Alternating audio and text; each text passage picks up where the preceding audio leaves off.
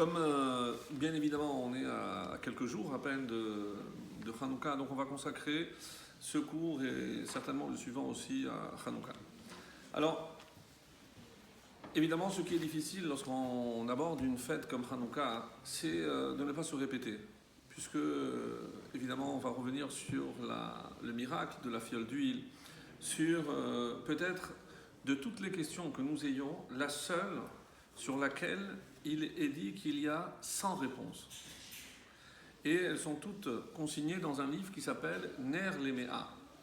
Il y a donc un livre qui apporte 100 réponses à la même question. Alors, vous voyez venir la question ? Ouais.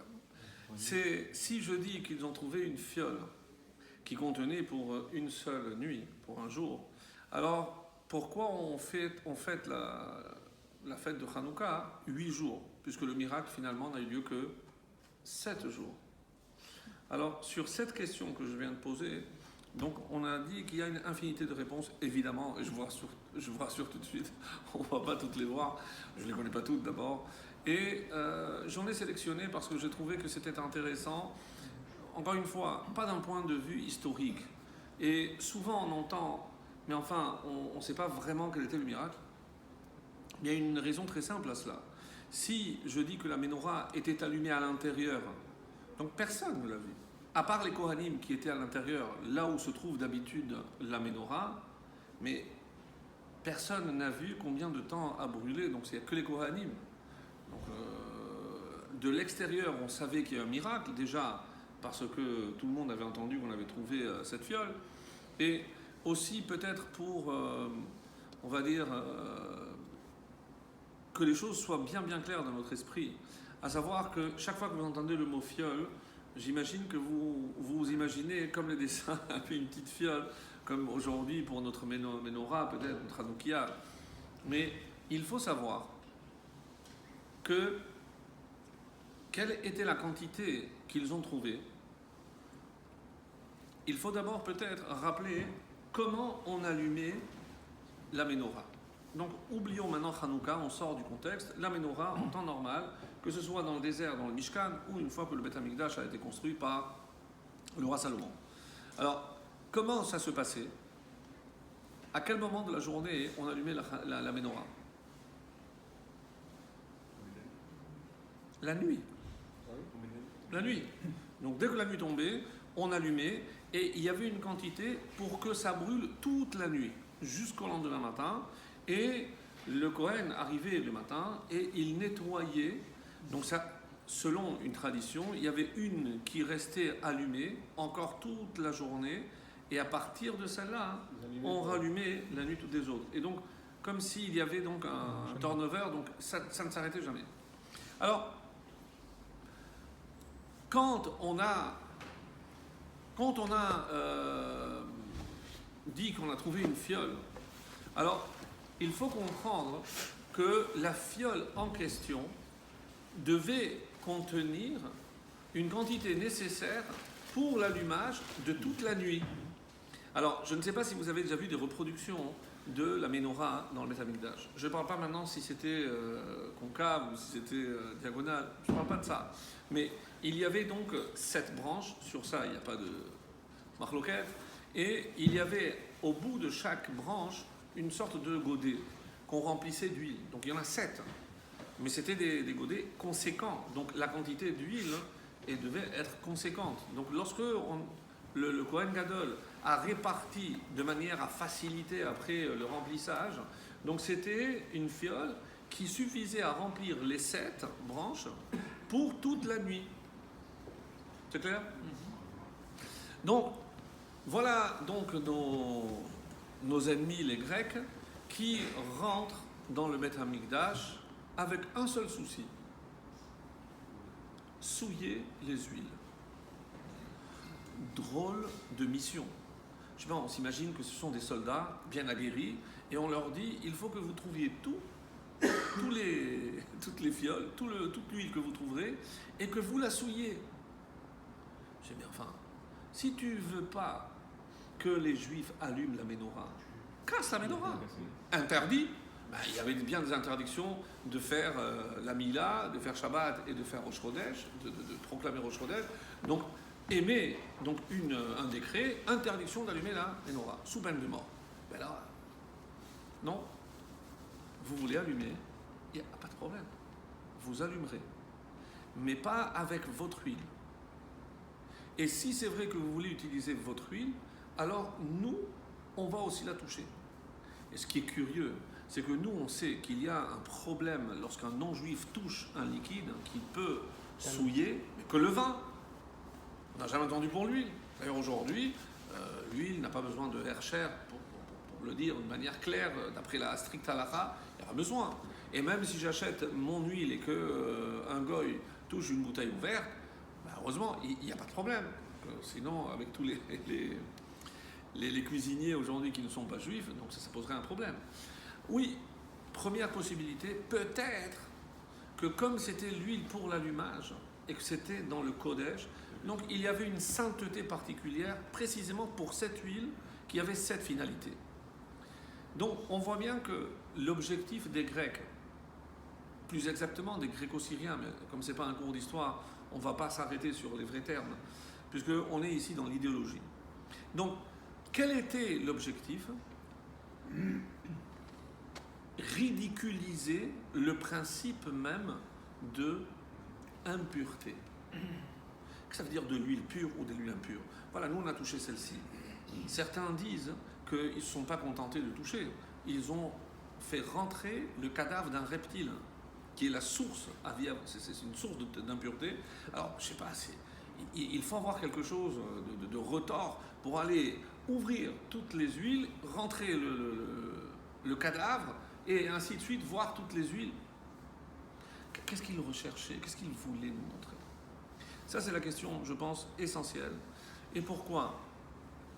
Parce qu'on a un vrai problème. Et comme je vais certainement faire des allers-retours, non, pas en Israël, non. La paracha est Hanouka. Vous avez oublié. Donc, il y a dans cette paracha de Vaïshlach cette fameuse rencontre entre Yaakov et Esav. Mais il y a aussi la mort de Yitzhak. Et il y a une différence extraordinaire avec la mort d'Abraham.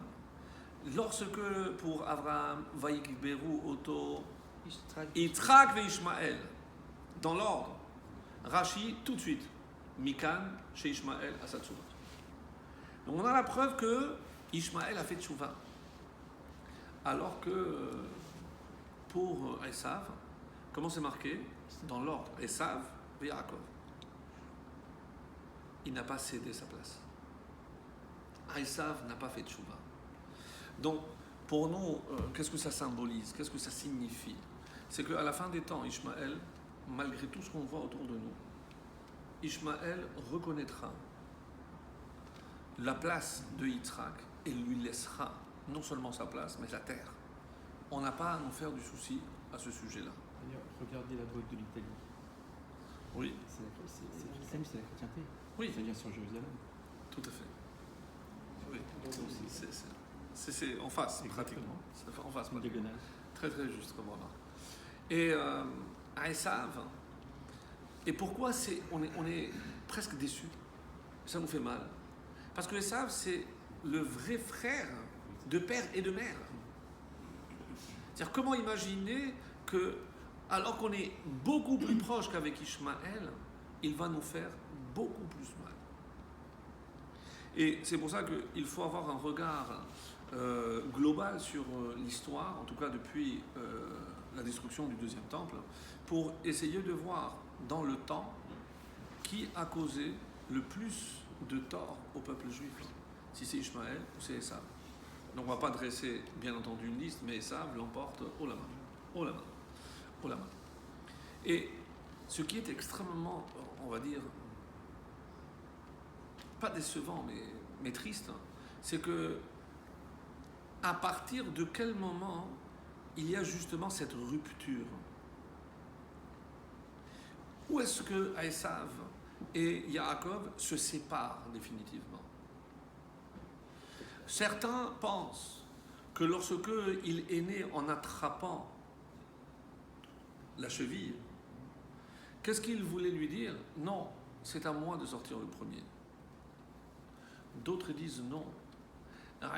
Esav avait déjà en lui peut-être un potentiel de, non seulement de fonceur, mais un risque de se perdre. Qu'est-ce qu'il cherche à faire, Yaakov? C'est à le retenir. Ne pars pas trop loin, reste. Parce qu'il sait que s'il lâche, Esav se perd. C'est ce qui s'est passé. C'est exactement ce qui s'est passé. Le Mégaléa Moukot nous dit que qu'est-ce qui s'est passé exactement, même si c'est apparemment c'est un jeu de lettres, hein, mais très très significatif. Qu'est-ce que ça veut dire? Qu'il a attrapé le talon de Esav, parce que, comme on l'explique, pourquoi on l'appelle Esav? Parce qu'il est sorti tout fait. Mais on aurait dû dire Asouï. Vient le Mégaléa Moukot et dit non. C'est vrai qu'on aurait dû l'appeler Asouï. Mais qui sait? Et alors que Yaakov, Akev, il a pris le talon. Donc appelle-le Akev, Akav, Ekov. Mais comme il lui a pris la fin, qu'est-ce qu'il lui a pris? Il a pris le Yud. Yud, généralement, d'après le Mégaléa Moukot et d'après les sources profondes de la Torah, ça correspond à Chochma. À Chochma. Pourquoi il voulait à tout prix prendre la Chochma? Puisque la Gemara, qu'est-ce qu'elle dit? Im omrim yesh Chochma bagoyim ta'amin. Il y a de la Chochma dans les goyim. Torah, il n'y a pas, mais Chochma, il y a. Pourquoi même la Chochma, il a voulu la prendre, Yaakov? Parce que la Chochma entre les mains de Esav est très dangereuse. La Chochma entre les mains de Esav peut causer énormément de catastrophes. Et on peut parler de la bombe atomique, on peut parler de l'énergie nucléaire, on peut parler de Hitler. Par exemple. Voilà. Alors que c'était des gens, encore une fois, contrairement à ce que beaucoup s'imaginent, c'était des gens extrêmement cultivés. Donc ils avaient atteint un niveau à l'époque Et tous les chefs des camps, c'était les hauts gradés, c'était des universitaires. C'était pas les paumés, c'était des gens avec un niveau de culture extrêmement élevé. Comment cette intelligence, cette chorma, jusqu'où elle a pu aller? Incroyable, sincèrement. Non. Donc, comme si Yaakov avait vu ce que Esav allait faire, et dans le monde, parce que nous, 6 millions, la Deuxième Guerre mondiale, c'est 50 millions de morts. 50 millions. Donc, Yaakov est peut-être le dernier rempart à ce que Esav peut malheureusement entraîner dans le monde. D'où vient cet éloignement de Rivka? Comment une mère peut-elle repousser son propre enfant? Est-ce qu'elle a grandi chez Lavan? Et certains veulent dire qu'il y a toujours une hérédité génétique. Donc, est-ce que quelque part, à travers Rivka, Esav, comme tout premier, a hérité peut-être tous les défauts de Lavan ou de Bethuel, le père. Comment c'est marqué? Si tu veux savoir à quoi ressembleront tes enfants, tes garçons, Le frère de la femme. Le frère de la femme. Lavan. Donc, si cette règle est toujours vraie, donc quelque part, il y a un peu de Lavan en Esav. Mais qui l'a vu aussi? Vous croyez qu'il n'est pas dupe? C'est pas parce que Kavedou Mizoken, que les yeux... Yitzhak a vu parfaitement ce danger. C'est pour ça qu'il a voulu le garder dans son giron. Il parlait de Torah, il voulait l'encadrer, il voulait le préserver. Pas réussi. C'est triste. Ce qui se passe avec Esav, c'est triste. Mais Rivka est dure. Rivka, c'est une femme très dure. À 3 ans, elle n'hésite pas à charger. Déjà, on nous l'a décrit comme une femme extrêmement dure. Donc, dès qu'elle voit que Esav ne pourra pas s'améliorer, qu'elle a vu, est-ce que c'est pas prophétie, est-ce que c'est parce qu'elle a grandi dans un milieu, elle a reconnu des traits de son propre frère Lavan, ouf. Mais de la part de Esav, comment il voit sa propre mère le repoussait. Vous croyez qu'il n'a pas souffert? C'est sûr qu'il a souffert. Il a souffert. Bon, maintenant, Chasvé Shalom, on n'est pas en train de faire ici le procédé de Rivka. Qui sommes-nous? Mais simplement pour essayer de comprendre comment ça va évoluer au niveau de Esav. Parce qu'on va traverser à travers Esav, on va arriver aussi aux Grecs. Puisque si la Grèce est en quelque sorte donc, la civilisation qui va préfigurer notre Occident d'aujourd'hui. Je vous donne un exemple. Qui gouvernait la Grèce? Qui était à la tête? Parce qu'il y avait un roi, il y avait un parlement. Qu'est-ce qu'il y avait? C'est les Romains. Non, c'est les Romains. Chez les Grecs, c'était qui? C'était une démocratie.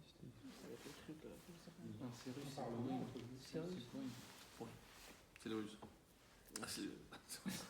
Je cherchais. Non. C'était plusieurs, non? Oui. C'était des philosophes.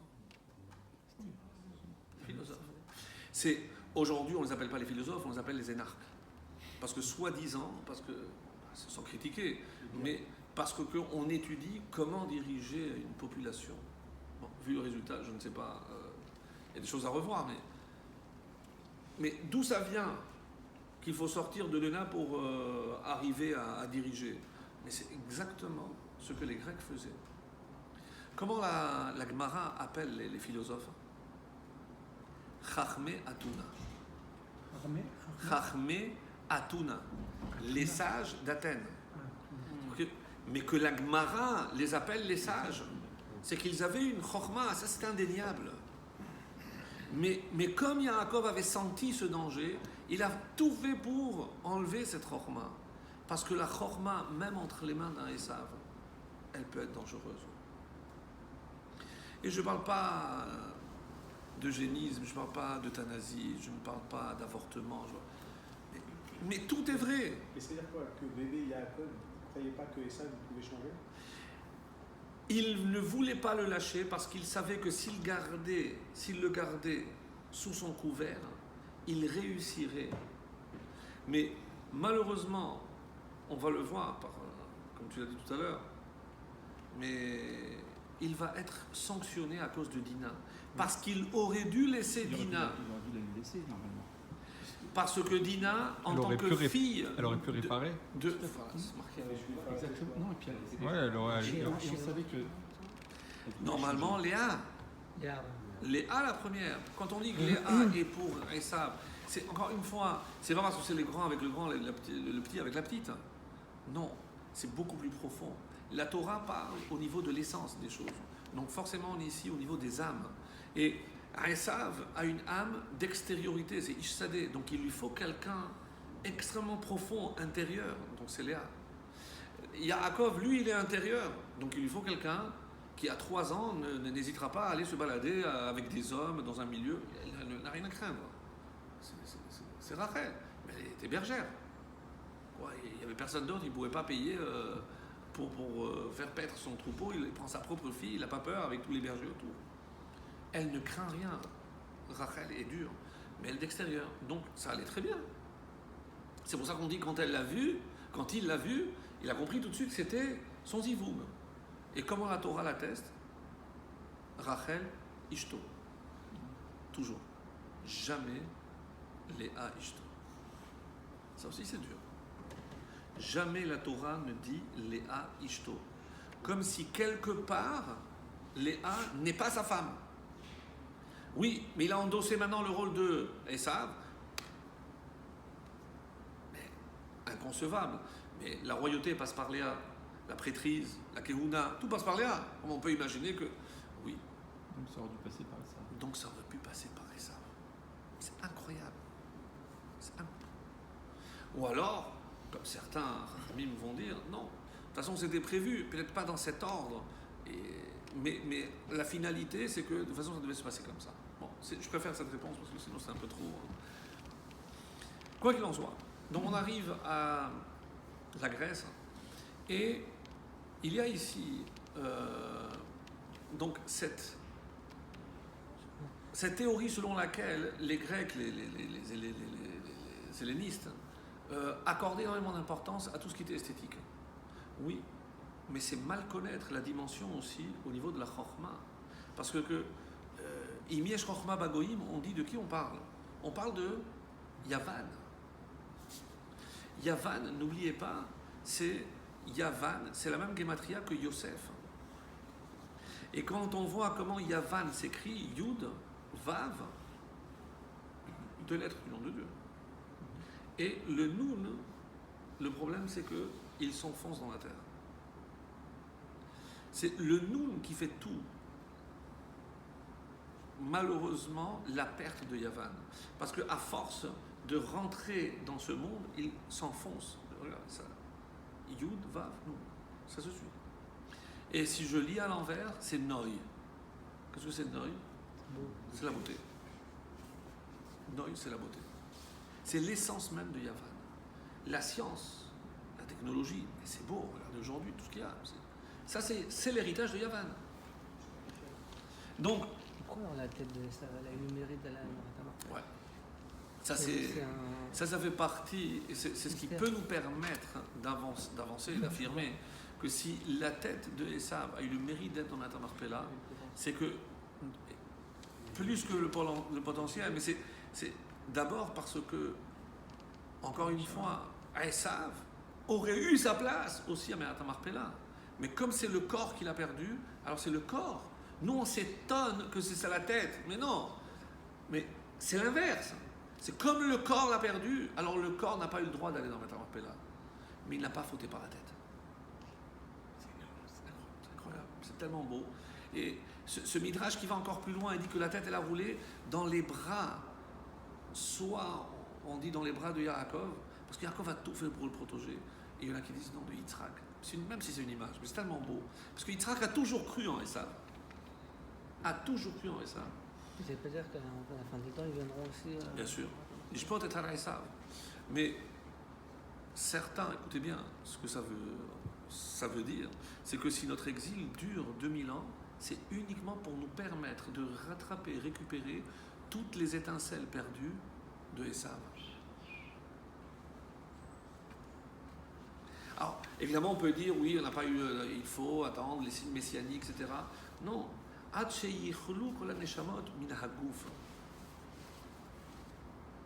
On n'a jamais dit comme ça. Le gouffre, on dit que c'est la partie dans le ciel, mais le gouffre, c'est le corps.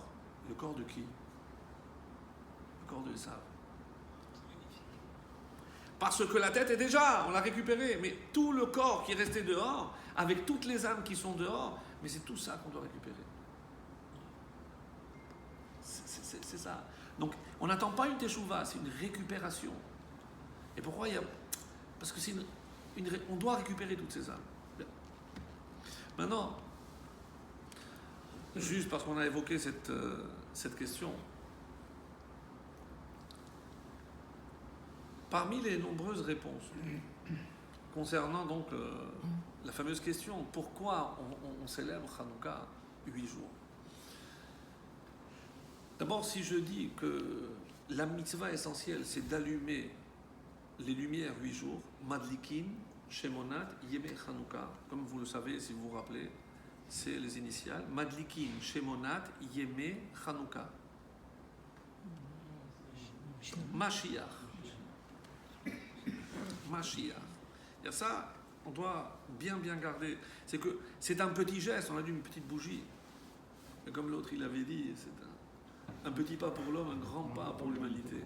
Nous, c'est une petite lumière, mais une lumière intense pour l'univers entier. Parce que même avec cette petite bougie. Madikin, on approche le Mashiach. Madikin, Shemonat, Yemei Hanouka. Alors, comment ça s'est passé? Donc, on part du principe que les Kohanim savaient parfaitement que pour se procurer une nouvelle huile, il aurait fallu attendre combien de temps? 8 jours. Mais vous croyez, pas comme certains ont dit, oui, parce que vous croyez qu'à l'époque, on était plus attardé, il fallait 8 jours pour fabriquer de l'huile? Non, en un jour, on fabriquait de l'huile. Alors, ça, c'est ce qu'on a expliqué aux enfants, mais comme c'était loin, mais où est le mont des Oliviers? Il est en face. Non, on a dit non, 3 jours pour aller, 3 jours pour venir, plus un jour pour fabriquer. Non, mes amis, là, il y a une réponse simple. On vient de sortir d'une guerre. Les Kohanim avaient lutté, ils avaient tué. Donc ils étaient tous impurs.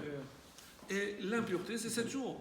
Donc ils savaient tous qu'ils ne pouvaient. Et on ne peut pas fabriquer de l'huile en état d'impureté, sinon l'huile est impure, on a rien gagné. Donc il fallait attendre 7 jours. Au bout de 7 jours, ils se purifient. Et après, le 8e jour, pour fabriquer l'huile. Tout simplement. Donc c'est pas chercher les réponses midi à 14h. Ça, c'est la réponse la plus simple. Donc ils se sont dit, comme on n'a trouvé que ça, si on allume tout maintenant, pendant 7 jours, il n'y aura rien. Alors, qu'est-ce qu'ils ont fait?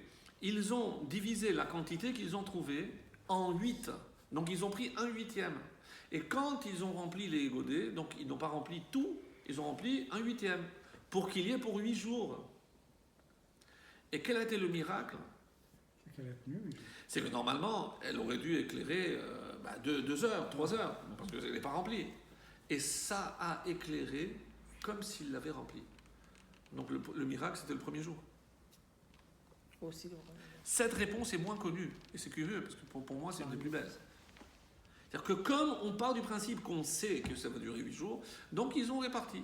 Oui, c'est la plus belle, mais c'est la plus logique. Non, mais celle qui fait le moins rêver, surtout. Oui. Parce que, Ah, Oui, mais moi pourquoi je dis la plus belle? Parce que dans un sens, il y a les deux. Il y a la part de l'homme, mais il y a la part de Dieu. C'est-à-dire, moi, la ishtadlout, c'est que je veux allumer, donc je fais un minimum, j'aurais vu, et après, exactement. comme on l'a vu pour la semaine dernière. Donc, Yaakov s'allonge pour dormir, je veux bien. Donc, et il met des pierres autour, autour de la tête, comme dira Rashi, pour se protéger.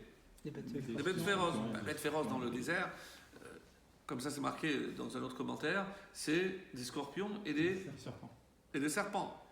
Mais si vous ne saviez pas, mais les serpents et les scorpions, ils ne piquent que la tête.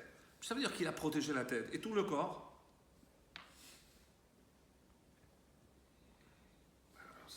C'est Rashi, clair.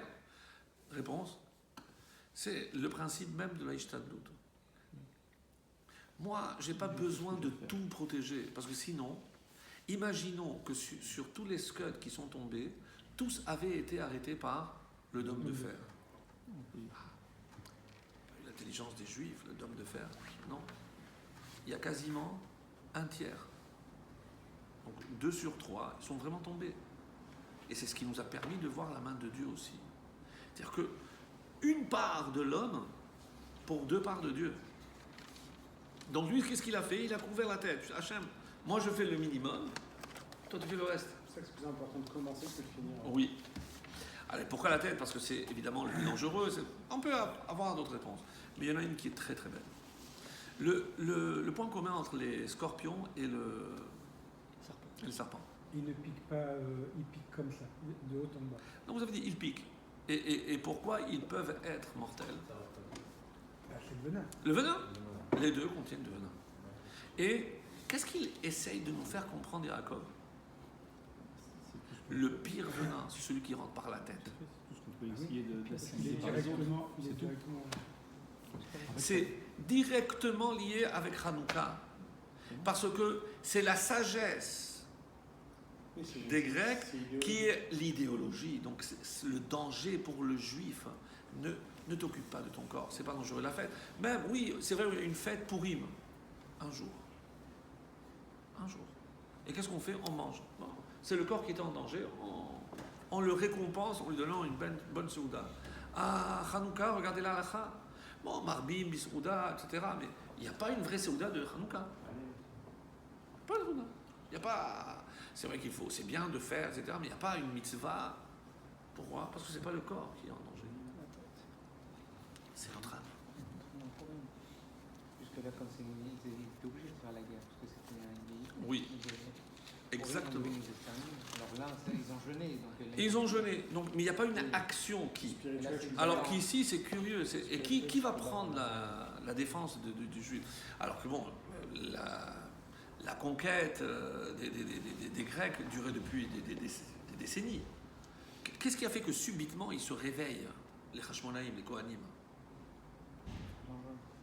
Alors, est-ce que c'est l'action de Yehudit qui, vous savez, donc, a réussi à couper la tête? Non. C'est intéressant que ce soit encore une fois par une femme que passe la délivrance. Mais c'est tout le temps comme ça. Si la petite Myriam n'avait pas osé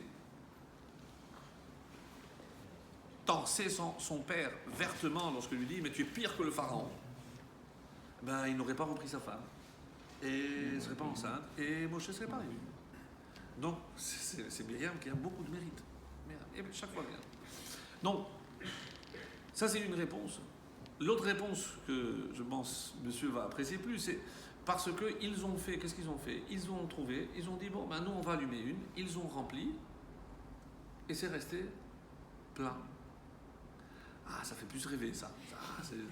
C'est la bouteille de Baba Salé, elle se vide jamais. Donc, comme ça fait plus miracle. Mais le problème d'impureté, il se pose toujours, parce qu'ils ont allumé quand même en état. Oui, parce que quand tout le monde est en état d'impureté, la halakha dit qu'on peut allumer. Mais à faute de trouver, de pouvoir être pur, mais au moins l'huile était elle pure. Donc là, au moins un des deux.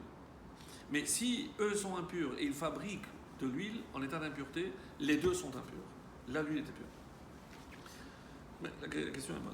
Donc, ça c'est une autre réponse. Les réponses les plus classiques, c'est que le premier jour, c'est parce qu'ils ont gagné la guerre, c'est parce qu'ils ont trouvé la fiole, c'était en soi un miracle. Bon, il y a encore une fois, on va pas toutes les détailler. Mais moi, ce qui m'intéresse, c'est pourquoi les Kohanim? Pourquoi la guerre devait passer par les Kohanim? Vous allez me dire oui, parce que c'est dans le domaine spirituel, ce sont eux qui avaient en quelque sorte la garde de la dimension spirituelle, donc c'est à eux qu'il incombait de prendre... C'était pas des guerriers. Pas du tout. Les combattants étaient dirigés par le matériel. Et c'est ça qui est extraordinaire. C'est que lorsque l'esprit est en danger, c'est le corps qui défend. C'est ça. La Hanouka, c'est ça le message. Alors, quel est le rôle du Kohen? Donc, oubliez maintenant Hanouka. Quel est le rôle du Kohen? De faire amener les gens à la Torah, de faire aller à Dans le Beth Amikdash. Il fait le service, comment dire, Ne me dites pas faire le service, parce que je demande quel est l'essentiel même de son service. Relayer le message divin. Enfin, être en rapport avec... Tout ce que vous avez dit, c'est vrai. C'est faire le lien entre le peuple et Dieu, etc. Mais l'occupation principale, Faire les sacrifices. les sacrifices. c'est un mot. Les corbanotes. Les corbanotes. C'est-à-dire, si un juif allait au Beth Amikdash, je ne parle pas des 3 fêtes de pèlerinage, si un juif devait aller au Beth Amikdash, c'est pourquoi faire? Pour apporter un korban. Et dans quel cas il apportait un korban? Il a fauté. Mais quelle faute? Les shogeg, Shogeg. Traduisez pour tout le monde. par inadvertance, par Une faute involontaire. involontaire. Et c'est-à-dire que le Kohen représente la réparation des fautes par inadvertance. Mais si c'est une faute involontaire, c'est pas pourquoi, parce que ce soit clair, une faute volontaire, s'il y a des témoins, etc., c'est beaucoup plus grave. Donc ça peut aller jusqu'à la peine de mort, avec évidemment mise en garde, hatara'a, bon, tout ce qu'il faut. Mais là, quel est le but du Kohen? C'est rapprocher parce que... Mais c'était involontaire. Qu'est-ce que ça prouve que l'homme peut faire une faute involontaire?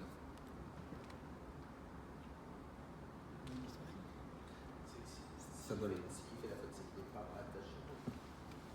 Un manque d'attention. Donc il peut y avoir Ça- des dégâts. Manque d'attention. Il y a un manque d'attention, donc forcément... Par bêtise, mais donc parce qu'il n'y a pas la volonté de faire du mal. Donc, qu'est-ce que ça met en évidence? C'est qu'on n'est pas parfait. Oui, c'est évident pour vous, mais des fois quand on dit des choses évidentes, ça nous paraît. Ça veut dire que tout le temple, c'est quoi? Rappeler à l'homme qu'il n'est pas parfait. Oui, mais il y a tout de même, il y a Depuis tout de même le une premier perfection jour. malgré tout. Depuis le Ah, c'est premier que jour, on l'homme n'est se pas rendait parfait, on a compte fauté. qu'il avait lui-même fauté. Et c'est ça qui est C'est ça qui est extraordinaire. Non seulement parce qu'on aurait pu croire, mais si Hachem a choisi le peuple juif, donc il veut une élite. Il veut les parfaits, le Talmid Chacham, le Tzaddik. Pas du tout. Pas du tout. Il veut toi, moi. Mais nous, on n'est pas parfaits. On fait des bêtises des fois. Parce que ça veut dire par inadvertance. C'est pas qu'on est les achaïs, moumar, les achaïs. On fait ça volontairement parce qu'on est contre. Pas du tout. C'est l'antithèse des idées des Grecs. Mais évidemment, mais tu comprends tout maintenant. C'est-à-dire que eux qui prônent la perfection, mais c'est exactement ça. Eux qui prônent la perfection, nous sommes en train de dire, et pourquoi? Et pour ça qu'ils s'attaquent au Beth Amikdash. Mais c'est pas possible on ait mis tout en place pour permettre à ceux qui ont fauté de se rapprocher, pour leur dire, eh ben, même si vous n'êtes pas parfait, Hachem il veut quand même de vous. Parce qu'il y a un danger. Se croire parfait, se croire tout-puissant, c'est évidemment chasser Dieu. Et Dieu est conscient de ça. On n'y pense pas, mais je vous assure que même des choses très simples qu'on dit, mais c'est extrêmement profond. Alors que finalement, la guerre avec les Grecs, c'était quoi? Pourquoi ils ne voulaient pas la Mila? La Mila, mais si l'homme il est parfait, que ça veut dire que tu fais une retouche, ça viendrait à quelqu'un l'idée d'aller chez la Joconde pour faire une retouche. C'est parfait. Il représente Dieu avec un homme, déjà. Donc, pour eux, admettre une imperfectibilité, c'était amoindrir la place de l'homme. Ça, ils ne pouvaient pas le supporter. Ils ne pouvaient pas le supporter. Donc, et par quoi ils se rattachaient? Donc, l'huile. Parce que l'huile est impure. Et que ça veut dire qu'on est impur? C'est-à-dire qu'on a créé une séparation avec Hachem. Pourquoi la mort? Parce que c'est une déconnexion complète. Il n'y a plus d'étincelle divine dans un mort. Donc, on se déconnecte. C'est ça la mort. Donc, pour eux, la notion d'impureté était inconcevable. Qu'ils puissent se subordonner à une puissance supérieure, incompréhensible, c'était pour leur compréhension du monde. Et aujourd'hui, vous comprenez pourquoi la suite logique de ces Grecs, c'est l'Occident, avec la science, qui prétend tout comprendre, tout maîtriser, comme à l'époque Nimrod. Il n'y a plus de place pour le spirituel, encore ça veut dire, plus de place pour Dieu. Il n'y a plus de place pour Dieu. Toute l'Europe s'est arrangée pour petit à petit chasser Dieu, ou le confiner dans leur lieu de culte. Ah bon? Vous avez voulu chasser Dieu, eh ben, par la porte, il viendra par la fenêtre. Ishmaël. Et là, c'est plus la fenêtre. Là, c'est plus la fenêtre. Bon, ça c'est notre histoire. C'est notre histoire. Parce que c'est eux qui ont ouvert la porte, les immigrés. Ouais, c'est le problème. Donc, le Kohen, et vous allez comprendre ici un point, pour moi, essentiel. Qu'est-ce que ça veut dire? Qu'ils ont trouvé une fiole avec le sceau Chotamo Shel Kohen Gadol. Nous, qu'est-ce qu'on comprend? Il y avait comme à l'époque, donc un seau, comme une bouteille bien fermée. On voyait que ça n'avait pas été touché ni manipulé. Mais on a dit que quelle était la fonction du Kohen essentielle? Lorsque on parle souvent de Moshe, on le présente comme le Ish Hanav. Oui, mais tout ce que la Torah retiendra de Moshe, c'est la Hanava. Mais son frère Aaron, Ohev Shalom, Verodev Shalom, donc lui il s'efface pour la paix. Mais pour s'effacer, il faut aussi une dose d'humilité incroyable. Parce que c'est clair que s'il veut faire le lien et continuer à faire le pont entre le peuple et Dieu, donc c'est comme si lui il s'effaçait. Il s'effaçait. Le Kohen représente l'humilité. Maintenant, si je dis que l'huile représente la sagesse, qu'est-ce que... Tout ça, c'est le rêve de Yaakov, lorsqu'il protège la tête. En exil, ne vous faites pas de soucis pour le corps, parce que ce ne sera pas le corps qui sera en danger. Yaakov maintenant qui va sortir, Vayetse, comme on a vu la semaine dernière. Donc c'est l'exil. On sort, on est dehors, on n'est pas chez nous. Donc qu'est-ce qu'il faut craindre en exil? C'est la tête, l'assimilation. Tout ce qui va rentrer par la tête. C'est ça le vrai danger. C'est ça le vrai danger. Et lorsqu'on sera assez puissant pour affronter le Sar de Esav, comme dans cette paracha, peut-être qu'on va l'emporter et encore, mais on va boiter. On va boiter. On est déjà un boiteux. On est boiteux. On est boiteux. Et vous savez à quoi ça fait allusion? Il y a comme ça une tradition que qui a boité? Je ne sais pas si c'est un Balatourim, je ne me rappelle plus, je l'avais lu. Dans l'histoire. Mephibosheth, c'est les descendants de David. Chez les descendants de David, il y a un grand nombre qui avaient un problème de claudication. Ils boitaient. D'où ça vient? C'est le mal que Esav a fait à Yaakov. Alors, il y a... Dans la royauté de David, Oui, ils vont- chez plusieurs descendants de David. Ouais. Oui, chez plusieurs descendants de Jamais David. entendu parler. C'est pas très connu. Et d'où ça vient? De la rencontre dans cette paracha de le Sar de Esav avec Yaakov.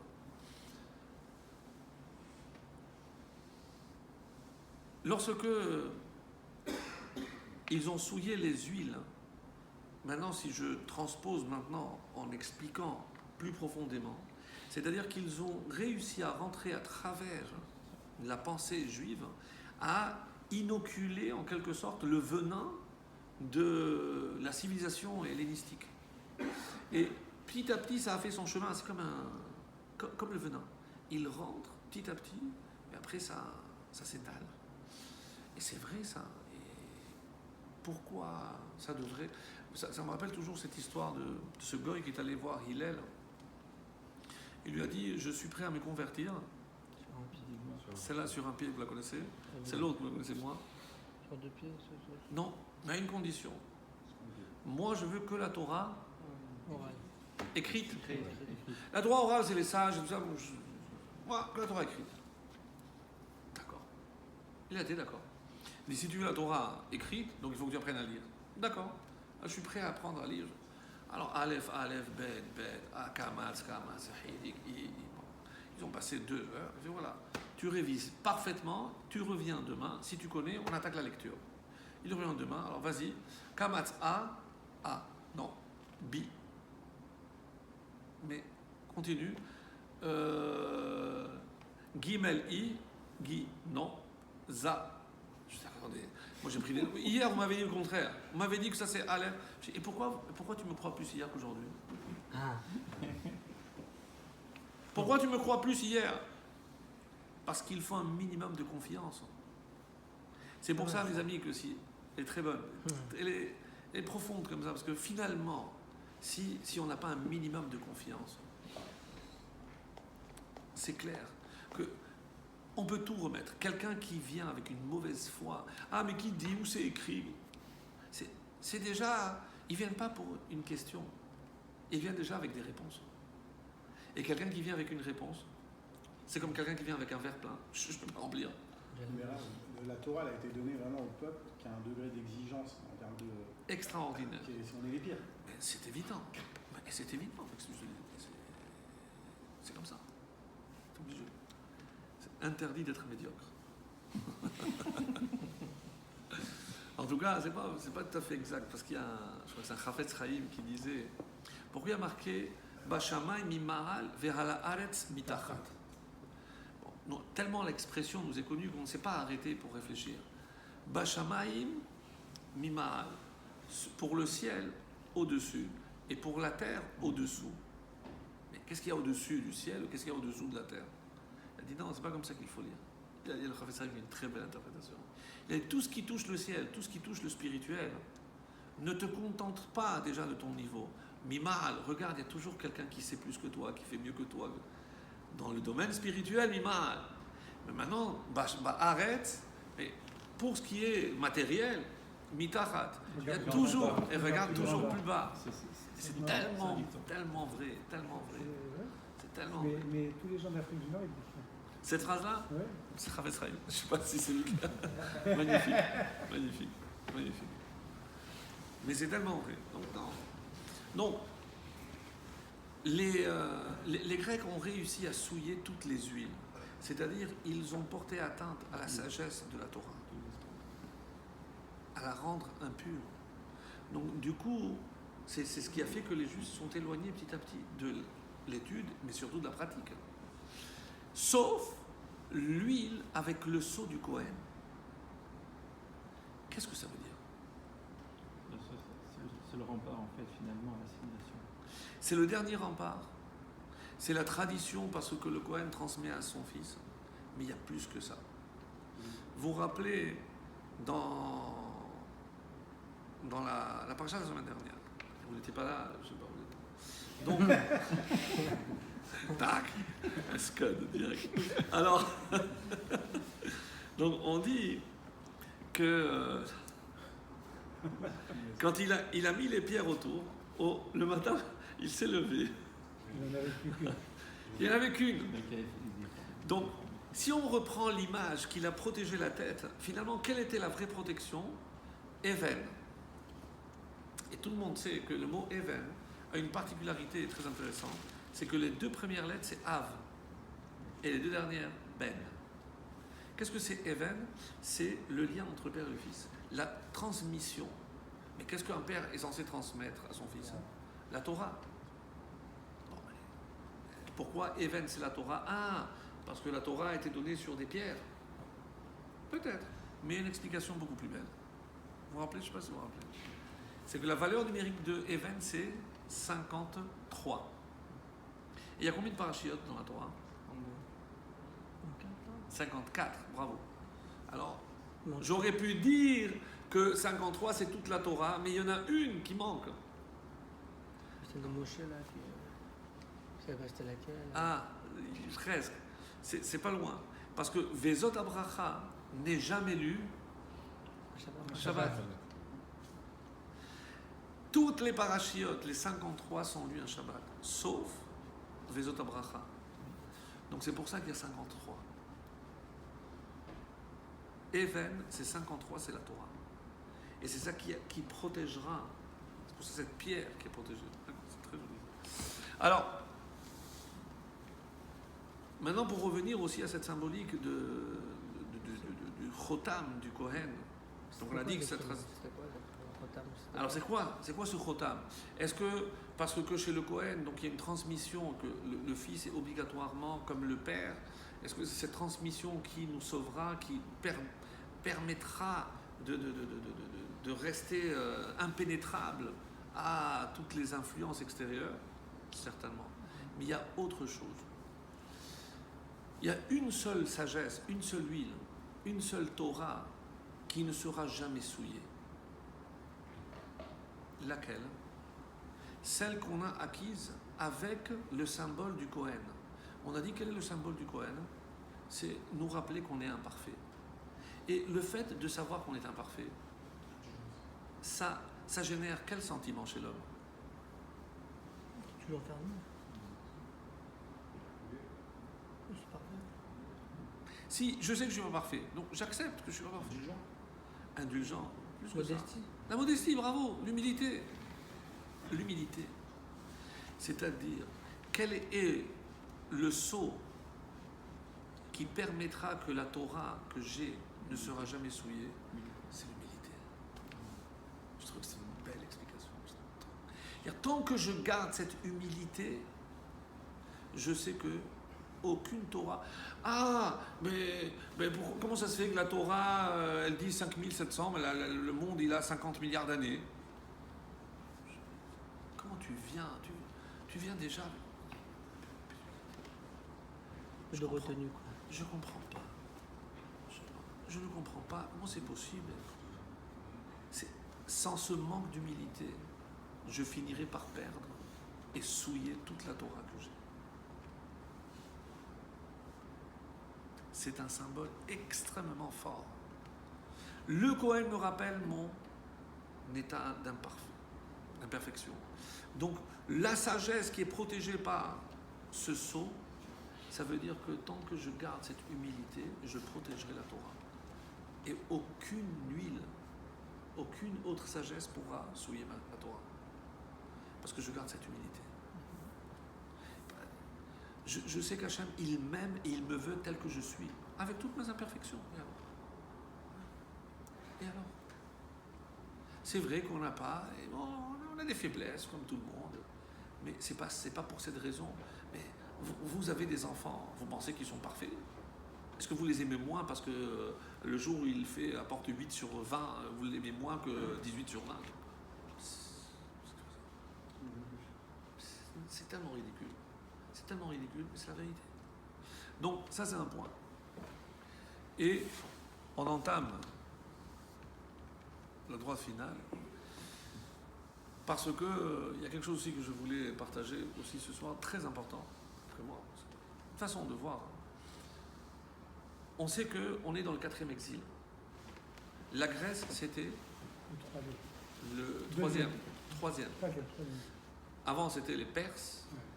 Et avant, Babylone, avec la destruction du premier temple. Bien.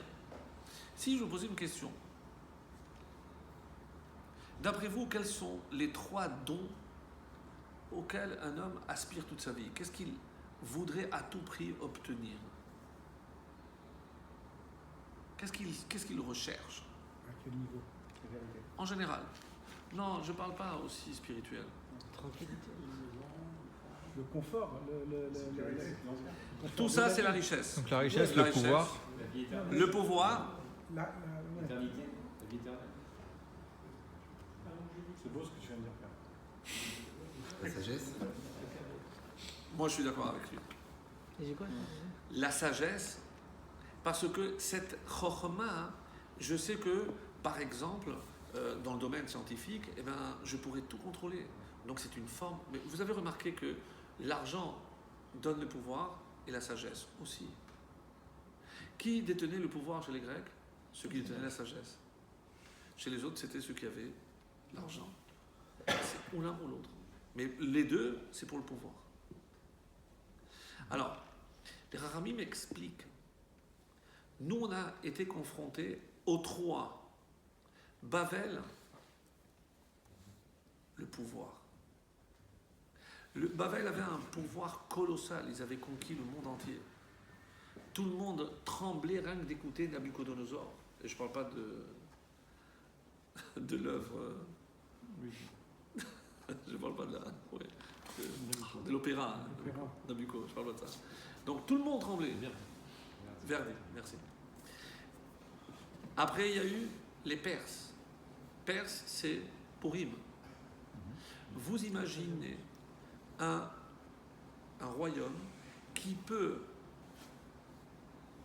assumer les frais d'une fête pour 127 provinces, pour tous les habitants, pendant 180 jours, 6 mois. Personne ne travaille, tout le monde mange et boit aux frais du roi.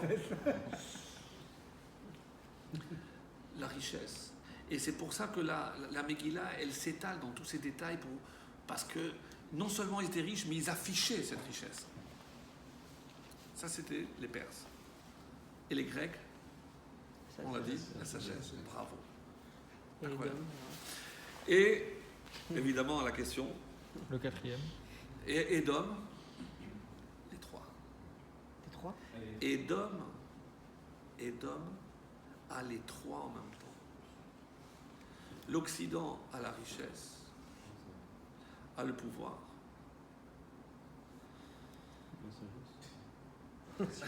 J'avais du mal à le dire. Hein. Et j'ai du mal à le dire, mais la science. Allez, on va leur donner ça aussi.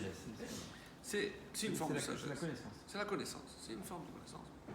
Donc, mais on voit les 3 aspects négatifs et surtout qu'on a déjà vu ce à quoi peut aboutir ou faire aboutir lorsque une mauvaise utilisation du pouvoir. C'est pour ça que l'Église a été mise de côté. Pourquoi il y a cette séparation? On a vu la catastrophe. Lorsque c'était que l'argent, c'est que la corruption, évidemment.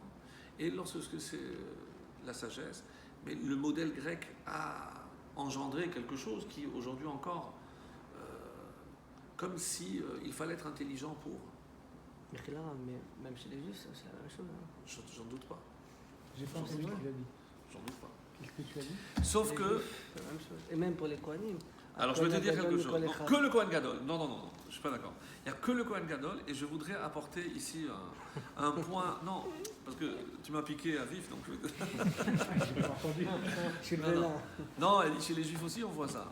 Ils recherchent la sagesse. Amen, amen. Ça laisse. La sagesse, la Torah. Dans le bien, la je Torah. parlais dans le bien. Oui, dans le bien.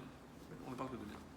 Mais d'ailleurs, où on voit ces trois dans le temple, la sagesse, c'est la menorah. La richesse, c'est la table, le shulchan. Et le pouvoir, c'est le haron. On a les trois aussi. Qu'est-ce que dit la Gemara? Celui qui veut s'enrichir, Yadrim, il va vers le sud. Le sud, c'est pour ça que dans une choule, on a vu la Hanoukia à droite, c'est-à-dire si c'est l'est, donc c'est au sud, comme la menorah. Donc quelqu'un qui veut l'intelligence, il priera plus vers la droite, sa droite, vers le sud. Quelqu'un qui veut la richesse, plus vers le nord, là il y a le Shulchan. Et quelqu'un qui veut les deux, au milieu. Comme ça, il a... C'est pas un mythe, ça? Non, non, non, c'est marqué. C'est Non, non, non. marqué? Ah, c'est marqué, c'est marqué. Moi, on l'avait dit, mais Ah, j'avais oui, du oui, mal oui. à le croire. Yarkin Yadrim. Oui. Kola Otse, les Harkim Yadrim. C'est comme ça que c'est marqué dans cette Gemara. Donc, on complétera si Dieu veut la semaine prochaine. Mais déjà sur ce point, parce que il y a d'autres choses aussi très profondes. Mais pour Shabbat, pourquoi ils sont tellement opposés au Shabbat? Parce que si on est là dans ce monde, comment s'abstenir de ce que ce monde peut offrir? Ça veut dire s'arrêter de travailler. C'était inconcevable. Déjà, en Égypte, c'était la révolution. Donc le Shabbat, tu peux comprendre. La Mila, j'ai expliqué, c'est au nom de quoi je vais mutiler un enfant. Tellement c'est clair qu'encore aujourd'hui, ça nous court derrière. Ben, ça nous poursuit. Donc c'est que ça fonctionne encore. Mais Rosh Chodesh, qu'est-ce que ça les dérange? Ah, parce que on avait besoin de Rosh Chodesh pour fixer les fêtes. Oui, mais pourquoi Rosh Chodesh? C'est comme ça, moi. C'est comme ça, c'est une explication. Écoutez, comment faisait-on à l'époque du temple pour fixer Rosh Chodesh? Il y avait les témoins. Les témoins. Deux témoins. Donc les témoins devaient venir et ils devaient nous dire, ils devaient bien les recevoir, et ils étaient interrogés, deux par deux. Et les Bedin, donc les Chachamim, qui devaient les interroger. Et ils devaient être à même de déceler des faux témoins. Et comment faisait-il? Il y avait, c'est dans la Mishnah, il y avait des tableaux. Et il leur demandait, comment vous avez vu la... Est-ce que c'est un arc à droite, un arc à gauche? Est-ce que c'était en haut, est-ce que plus au sud, etc. Et en fonction des réponses, ils savaient s'ils avaient dit la vérité, et ils disaient Mekoudash, Mekoudash. Mais comment ils pouvaient savoir, eux ne l'avaient pas vu, mais comment ils pouvaient savoir comment la lune devait être? Comment ils savaient? Ben, ils savaient. Ils savaient calculer, ils savaient exactement chaque mois comment et où exactement devait être la lune. Donc, mais et s'ils avaient cette sagesse, ils avaient ce savoir, mais pourquoi ils ne faisaient pas tout simplement? Pourquoi espérer? Ben, ils fixent, c'est tout. Ils savent. Mais pourquoi c'est un juif lambda qui est peut-être un Haaretz? Parce que c'était des fermiers, qui c'est qui était à l'extérieur pour voir le ciel? C'était des fermiers, c'était des bergers. Donc ils devaient venir jusqu'à Yerushalayim, se déranger, même Shabbat. Ils transgressaient Shabbat, tellement important. Et tout ça, alors qu'on est face à des gens d'une sagesse incommensurable, on se trouve face à un nul, un juif quelconque, pour nous montrer que chaque juif est important. Déjà. Mais plus que cela, Dieu a tout fait pour que ceux qui détiennent le savoir ne détiennent pas le pouvoir. Ça me plaît, ça.